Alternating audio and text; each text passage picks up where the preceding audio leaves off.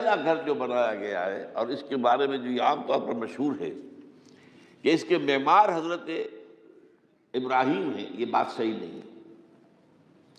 اس کے معمار اول حضرت آدم علیہ السلام خود ہیں۔ اول بیت ہے نا، پہلا گھر۔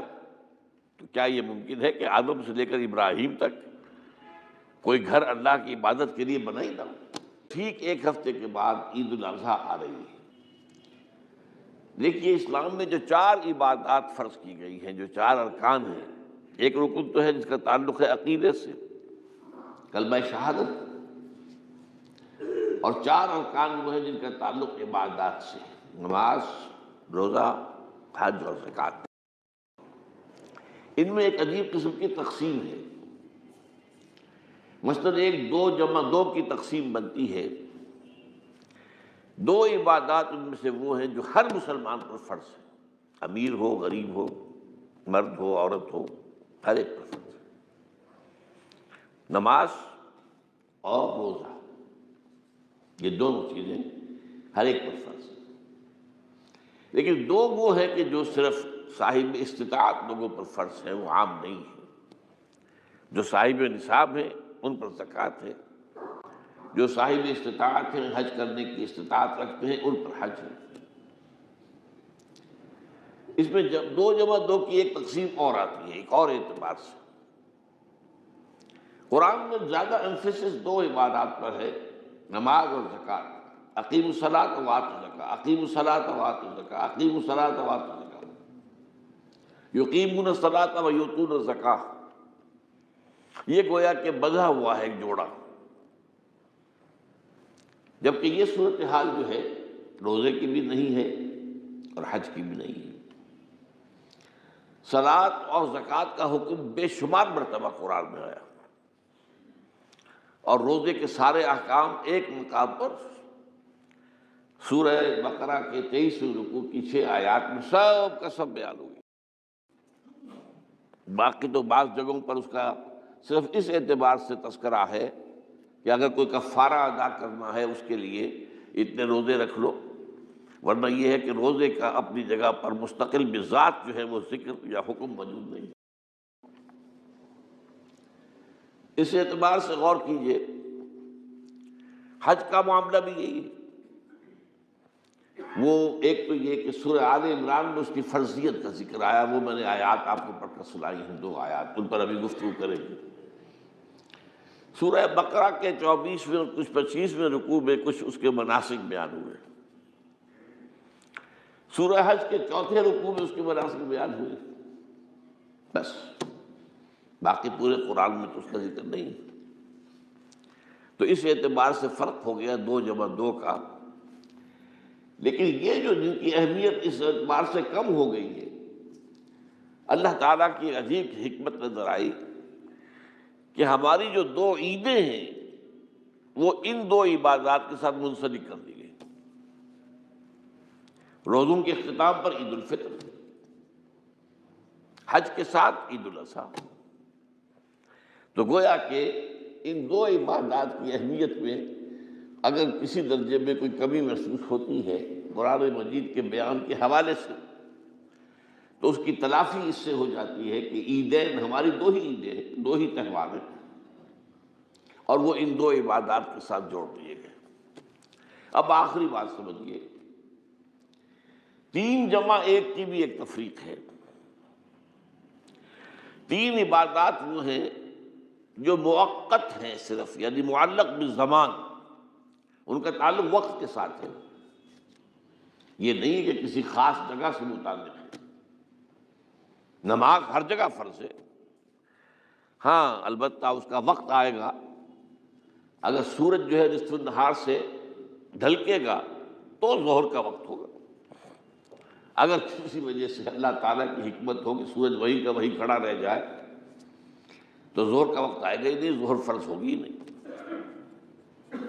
مغرب اسی وقت فرض ہوگی جبکہ سورج غروب ہو جائے۔ اگر کسی وجہ سے سورج غروب نہ ہو، اور کیا پتہ یہ ساری باتیں جو ہے قیامت کا جو زلزلہ آنے والا ہے اس میں یہ ساری ہی باتیں ہونے والی ہیں، سورج مغرب سے طلوع ہوگا، یہ تو وضاحت کے ساتھ کہا گیا ہے، تو مغرب کا وقت نہیں آئے گا۔ اسی طریقے سے رمضان کا مہینہ آئے گا تو روزے فرض ہوں گے۔ اس حوالے سے یہ زمانے کا تعلق تو ہے لیکن کسی مکان سے کوئی تعلق نہیں۔ حج وہ ہے جس کے تقریباً تمام مناسک جو ہیں وہ ایک خاص مقام پر ادا ہوتے ہیں۔ آپ سفر کر کے جائیے، مکہ مکرمہ جائیے، اللہ کے گھر کا طواف کیجیے، پھر وہاں سے جو بھی روانگی ہوتی ہے یوم الترویہ 8 ذی الحجہ کو نکلیے اور جا کر منا میں قیام کیجیے ایک رات، پھر 9 کی صبح کو نکلیں عرفات جائیے، عرفات میں شام تک قیام رہے گا، لیکن مغرب کی نماز کے وقت کے بعد وہاں سے نکلیں گے، مغرب وہاں پڑھیں گے نہیں، وہ جا کر مزدلفہ میں پڑھی جائے گی عشاء کے ساتھ ملا کر، چاہے کتنی ہی دیر ہو جائے۔ بہرحال یہ ساری چیزیں ایک خاص مقام کے ساتھ ہیں، منسلک ہیں، ہر جگہ پر یہ ادا نہیں ہو سکتا۔ اب اس میں دیکھیے حکمت نظر آ رہی ہے، چونکہ حج جو ہے ایک خاص جگہ پر ایک خاص مقام سے وابستہ ہے، اس کے ساتھ جو عید الاضحیٰ وابستہ کی گئی ہے، یہ گویا کہ حج ہی کے ایک رکن کو پھیلا دیا گیا ہے۔ قربانی جو مناسک حج میں بڑی اہمیت کی حامل ہے، اسے عام کر دیا گیا۔ تم مدینے مکے تو نہیں پہنچ سکے ہو، لیکن یہاں پر قربانی کے اندر تو شریک ہو جاؤ۔ اور بعض مشابہتیں اور بتائی گئی ہیں کہ ذی الحجہ کا چاند طلوع ہو جائے تو اس کے بعد حجامت نہ کراؤ، ناخن نہ کاٹو، وہ جو کچھ بھی آپ کو معلوم ہے احرام کی کچھ پابندیاں ہوتی ہیں، ایک مشابہت کسی درجے میں، ٹھیک ہے ہم وہاں نہیں ہیں لیکن ان کے ساتھ ایک مشابہت پیدا ہو رہی ہے۔ تو قربانی در حقیقت جو ہے عید الاضحیٰ وہ گویا کہ ایکسٹینشن ہے حج کی، کہ تمام عالم اسلام کے اندر جو ہے تمام مسلمان جہاں بھی کہیں ہیں وہ حج کے اس ایک منسک کے اندر شریک ہو جاتے ہیں۔ تو یہ میں نے چند باتیں تمہیداً عرض کی ہیں ان عبادات اربعہ کے بارے میں، ان کی جو ریلیٹیو حیثیت ہے ہمارے دین میں۔ اب آئیے حج کا معاملہ کیا ہے، وہ پورا ایک خاص علاقے سے متعلق ہے اور ایک خاص شخصیت سے متعلق ہے، یہ بھی نوٹ کر لیجیے۔ چنانچہ جو آیات میں نے آپ کو سنائی حج کے بارے میں، ان اول بیت وضع للناس للذی بمکہ مبارکا وہدی للعالمین، یقیناً پہلا گھر جو بنایا گیا لوگوں کے لیے، یعنی اللہ کی عبادت کے لیے، کہ لوگ وہاں جمع ہوں اللہ کی عبادت کے لیے، وہ ہے جو مکہ میں ہے۔ مکہ اور مکہ یہ ایک ہی لفظ ہے، تورات میں مکہ کا لفظ آیا ہے، قرآن مجید میں مکہ، یہ تھوڑا فرق جو ہے یہ تلفظ کا ہو جایا کرتا ہے مختلف زبانوں کے اندر۔ جیسا کہ آپ کو معلوم ہوگا کہ آج کل جو عرب کے لوگ ہیں وہ قاف کو گاف پڑھتے ہیں، گل، گم، قم کی بجائے گم، قل کی بجائے گل، اقول لک اقول لک، وہ گاف۔ تو یہ جو ہے فرق ہو جاتا ہے۔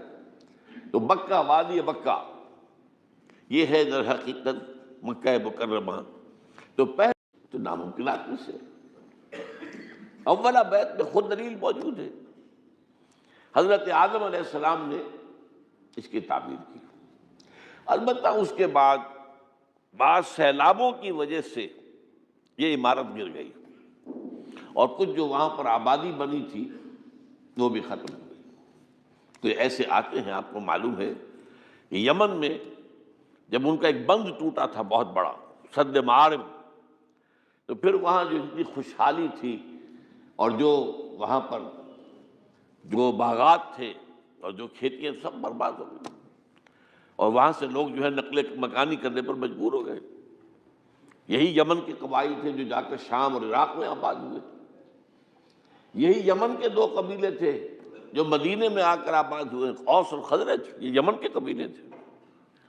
تو اس بند کے ٹوٹنے کے بعد اگر خدا نہ خواستہ اگر ہمارا تربیلا ڈیم ٹوٹ جائے کیا ہوگا؟ پچھلے دنوں خبریں آئی ہیں اخبارات میں کہ ہندوستان میں غور ہو رہا ہے اس پر کہ تربیلا ڈیم کو اڑا دو. وہ سوچ رہے ہیں پاکستان کو ختم کرنے کی سبیل کیا ہو سکتی ہے، تو بڑی سمپل ہے اور بڑا آسان کام ہے. بمبارڈمنٹ کر دینا جو ہے ٹھیک ہے، ان کا جہاز آئیں، کچھ کو ہم گرا بھی لیں گے، لیکن کچھ تو آ کر جو ہے وہاں پر وہ اپنے بم جو ہے وہ ہدف کے اوپر گرا جائیں گے. کیا ہوگا؟ یوں سمجھیے کہ جو سونامی کا آیا تھا سیلاب، وہ سونامی کا سیلاب آئے گا بھارت پاکستان کے اوپر، اور ہر چیز تباہ و برباد ہو جائے گی. کم سے کم یوں سمجھیے کہ تقریباً 100 میل کی چوڑائی میں، اور یہ سب جو ہے ریگستان بن جائے گا، ہر چیز ختم ہو جائے گی. What are you waiting for? Download Duolingo today and start your journey to learn another language.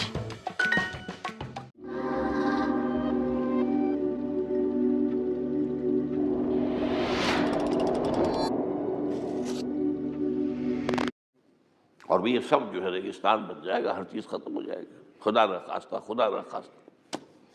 دوبارہ سد معارف کے بعد یہ صورتحال واقع ہوئی تھی. تو اس کے بعد سے یہ جو ہے یہ اللہ کا گھر یہ جو ہے گرا ہوا تھا. اس کی کوئی اب صرف یہ کہ قواعد رہ گئے تھے. قواعد کہتے ہیں جو بنیادیں ہوتی ہیں، وہ پھر اللہ تعالیٰ نے حضرت ابراہیم کو بتائیں کہ یہ ہیں وہ بنیادیں جن پر کہ وہ گھر ہوتا تھا. وَإِذْ يَرْفَعُ إِبْرَاهِيمُ الْقَوَاعِدَ مِنَ الْبَيْتِ وَإِسْمَاعِيلُ، ان بنیادوں پر حضرت ابراہیم اور اسماعیل نے مل کر دو معماران حرم نے یہ عمارت جو ہے دوبارہ تعمیر کی ہے. تو گویا کہ حضرت ابراہیم علیہ السلام معمار دوم ہے، معمار اول اس کا جو ہے وہ خود حضرت آدم علیہ السلام. فیہ آیات بینات مقام ابراہیم، مقام ابراہیم ہے. جو بھی وہاں گئے ہیں انہوں نے دیکھا ہے کہ ایک پتھر تھا جس پر کھڑے ہو کر حضرت ابراہیم علیہ السلام تعمیر کر رہے تھے.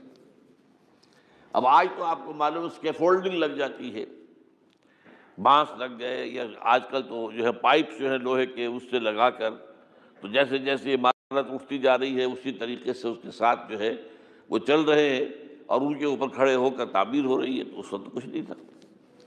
تو ایک پتھر ایسا تھا کہ جو خود بخود اٹھتا تھا پھر اللہ تعالیٰ کے اٹھانے سے، یا یوں کہیے کہ ملائکہ کے اٹھانے سے، اور اسی پر حضرت ابراہیم کھڑے ہو کر وہ پتھروں کے اوپر پتھر رکھتے جا رہے تھے.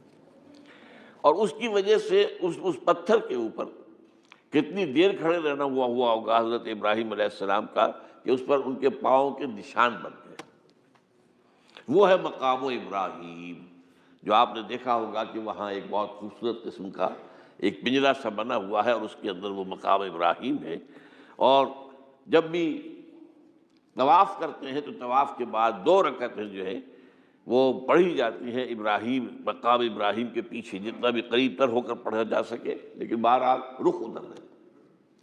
تو فیہ آیات بینات مقام ابراہیم ومن دخلہ کان آمنا.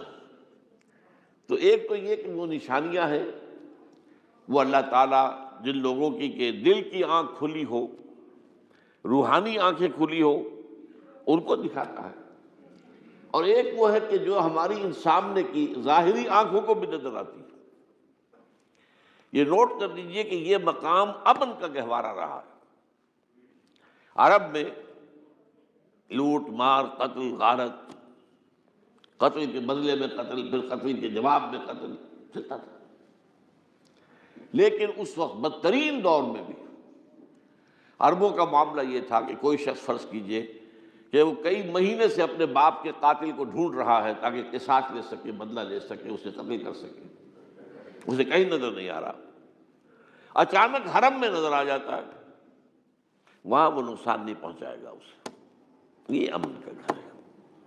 اللہ تعالیٰ نے اسے امن کی جگہ بنایا ہے.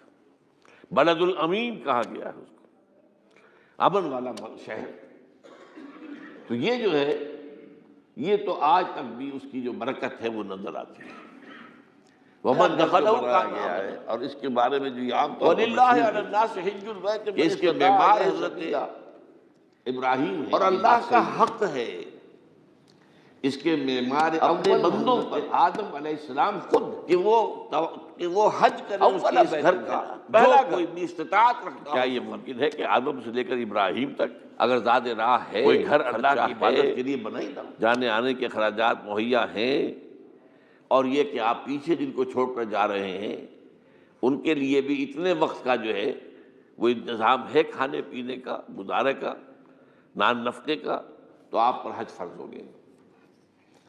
اب اگر اس فرضیت کے بعد کوئی شخص تاخیر کرتا ہے تو وہ بڑے گناہ کے اندر مبتلا ہے۔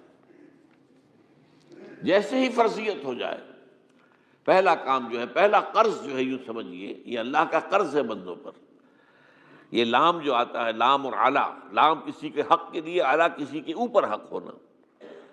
وَلِلَّهِ عَلَى النَّاسِ حِجُّ الْبَيْتِ مَنِ اسْتَطَاعَ إِلَيْهِ سَبِيلًا، یہ تو اللہ کا حق ہے لوگوں پر، لوگوں کے ذمے، یہ قرض ہے اللہ کا کہ اس کے گھر کا حج کریں، جائیں، طواف کریں، اور جو بھی اس کے مناسک ہیں ادا کریں، اور وہیں پر قربانی کا بھی ہے۔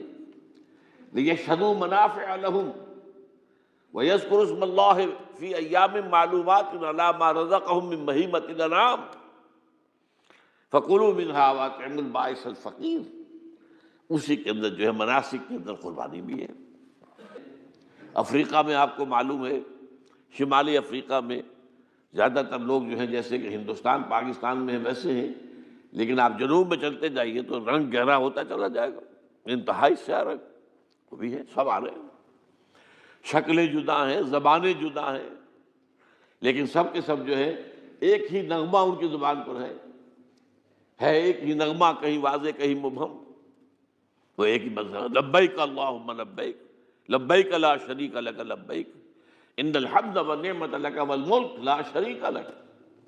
اب یہ ترانہ ہے، توحید کا ترانہ ہے، اور گونج رہی ہے اس وقت، آپ اندازہ نہیں کر سکتے کہ وہ پوری سرزمین گونج رہی ہوگی اس ترانے کے ساتھ، کیونکہ تھوڑی تھوڑی دیر کے بعد نئے قافلے داخل ہو رہے ہیں۔ ابھی ایک قافلہ جو ہے اس نے سعی مکمل کی ہے، شامل ہو گیا، بلکہ اس کے دوران ہی ابھی اس کا ختم نہیں ہوا کہ تیسرا قافلہ چلا رہا ہے۔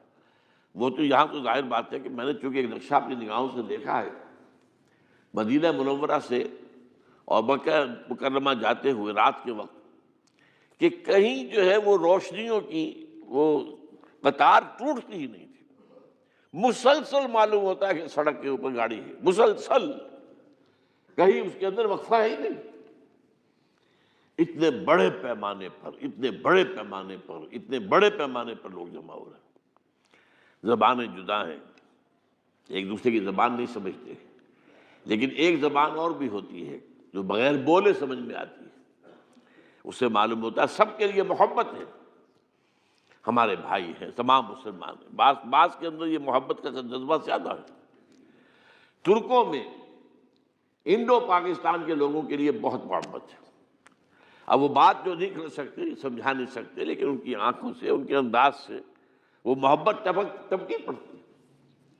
تو عالمگیریت جو ہے اسلام کی، ہمگیریت، عالمگیریت، آفاقیت، اس کا جو مظہر نظر آتا ہے وہاں تھا۔ پھر یہ کہ ہمارے ہاں کی جتنے بھی فرقہ بندیاں ہیں وہ وہاں ختم ہو جاتی ہیں۔ وہاں اہل حدیث ہیں، حنفی ہیں، مالکی ہیں، شافعی ہیں، حنبلی ہیں، یہ کام بھی کیا ہے آ کر انہوں نے آل سعود نہیں، ورنہ اس سے پہلے جو ہے وہ 4 مصلے علیحدہ تھے، وہاں پر 4 جماعتیں علیحدہ ہوتی تھی۔ یہ حنفی مصلی ہے، یہاں پہ حنفی امام ہے وہ پڑھائے گا، یہ شافعی مصلی ہے، شافعی امام ہے وہ نماز پڑھائے گا۔ تو یہ جو ایک تفریق تھی وہاں بھی موجود تھی، انہوں نے ختم کیا، ایک امام کے پیچھے جماعت ہوگی، اسی میں حنفی بھی ہیں، مالکی بھی ہیں، شافعی بھی، کچھ ہیں لوگ جو زیادہ، جن کے اندر کچھ زہر زیادہ گھل گیا ہے فرقے واریت کا، وہ پھر نہیں نماز پڑھتے، وہاں پر محروم رہتے، اس کی فضیلتوں کو چھوڑ کر جا کر کہیں اپنے جو ہے گھروں پر جہاں ٹھہرے ہوئے وہاں جا کے نماز پڑھ لیتے ہیں کہ یہ جو ہے وہابی، ان کے پیچھے ہماری نماز نہیں ہوتی۔ لیکن نہیں، عام طور پر ایسا نہیں ہے، عام طور پر سب لوگ جمع ہیں، نماز پڑھ لیں۔ اور ایک سب سے بڑا مشاہدہ جو ہوتا ہے، جو مجھے سب سے پہلے ہوا تھا پہلے حج میں، یہ 1962 کی بات ہے، تو میں نے محسوس کیا کہ یہ نماز کے اندر اختلافات جو ہیں اسلام مسلمانوں میں صرف اتنے ہیں کہ جس سے جماعت نہیں ٹوٹتی۔ اختلافات ہیں، رفع یدین ہے یا نہیں ہے، آمین بالجہر ہے یا نہیں ہے، اختلافات تو ہیں، لیکن جماعت نہیں ٹوٹتی۔ وہ جو ڈرل ہے، ڈرل جیسے کہ ڈرل ہوتی ہے، آرمی پریڈ ہو رہی ہے، وہ ڈرل ختم نہیں ہوتی۔ ایسا نہیں ہے، میں نے جب سوچا اگر کسی مسلک کے نزدیک رکوع بھی دو ہوتے جیسے سجدے دو ہیں، تو وہ لوگ تو ایک رکوع کے بعد دوسرا رکوع کرتے اور باقی لوگ سجدے میں چلے گئے ہوتے، جماعت ٹوٹ جاتی۔ یا اگر کسی کے نزدیک ہر رکعت کے اندر جیسے رکوع ایک ہے، سجدہ بھی ایک ہی ہوتا، تو کچھ لوگ تو ایک سجدہ کر کے کھڑے ہو جاتے ہیں اور دوسرے لوگ جو ہے دوسرا سجدہ کر رہے ہوتے، جماعت ٹوٹ جاتی۔ تو یہ میں سمجھتا ہوں کہ یہ کس کی حکمت ہے، کس نے یہ طے کیا کہ ٹھیک ہے آپ میں رنگا رنگی بھی ہو، اے ذوق اس چمن کو ہے زیب، اختلاف سے اختلاف بھی ہے، رفع یدین بھی ہو رہا ہے، آمین بالجہر بھی ہو رہا ہے، نہیں بھی ہو رہا ہے، سب کچھ ہے، لیکن وہ اجتماعیت نہیں ٹوٹ رہی۔ یہ وہ یوں سمجھیے کہ یہ زندہ معجزہ ہے اسلام کا کہ 1400 برس بیت گئے ہیں اور کتنے بڑے علاقے میں یہ اسلام پھیلا ہے، اور یہ کہ مختلف مسالک وجود میں آئے، اس میں کوئی شک نہیں ہے۔ حنفی ایک علاقے کے اندر آپ کو ملیں گے صرف شافعی، ہندوستان کا بھی مغربی ساحل کے صرف شافعی ملیں گے آپ کو۔ اس سے آگے آپ جائیے، چونکہ یہ عرب تاجروں کے ذریعے سے ایمان لائے ہیں یہ لوگ، سری لنکا کے لوگ